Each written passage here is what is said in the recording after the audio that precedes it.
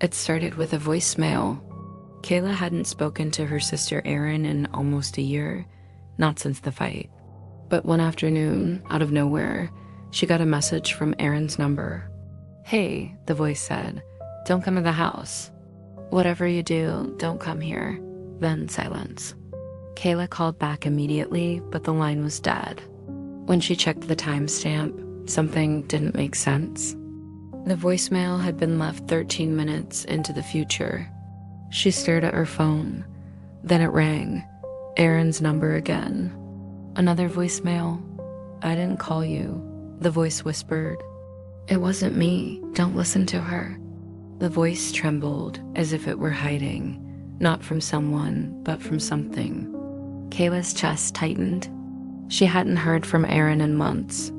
She moved to the family's old lake house after their mom died, way out past the county line. Spotty reception. No neighbors, no social media. Kayla got in her car and drove. The sun was setting when she arrived. The house looked wrong. Not abandoned, not damaged, just off. Like a perfect replica of a home without anything real inside. The porch light flickered even though no power line ran to it. The front door was open. The smell hit her first. Damp wood, iron, and something that smelled like wet soil and copper. Like something had been buried and dug up again. "Erin," she called out, no answer. The floor creaked beneath her feet, but the house felt empty. The hallway mirror was cracked, but the reflection showed something behind her. A shadow, tall, bent at the middle, as if it had too many joints. She spun around, nothing there. When she looked back, her reflection wasn't moving. It stared at her, eyes wide, as if silently screaming. Then the hallway lights all blinked out at once. In total darkness, she heard a slow creak, not of wood, but of something stretching, something waking up. She stumbled backward and the lights came back on. The mirror was intact now. Her reflection was normal, but a sound came from upstairs, a voice.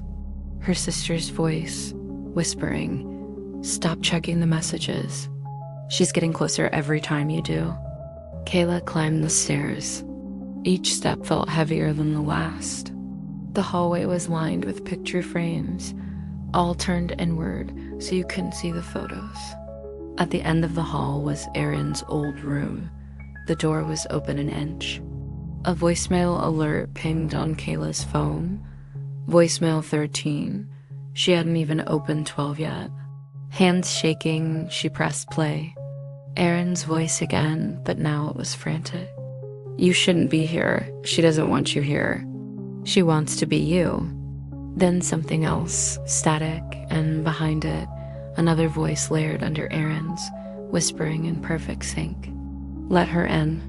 Kayla shoved the phone in her pocket and pushed the door open. The room was pitch black. She stepped inside.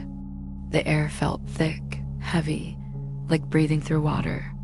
She reached for the light switch, but before she could flick it, the door slammed shut behind her. Then a new sound, breathing.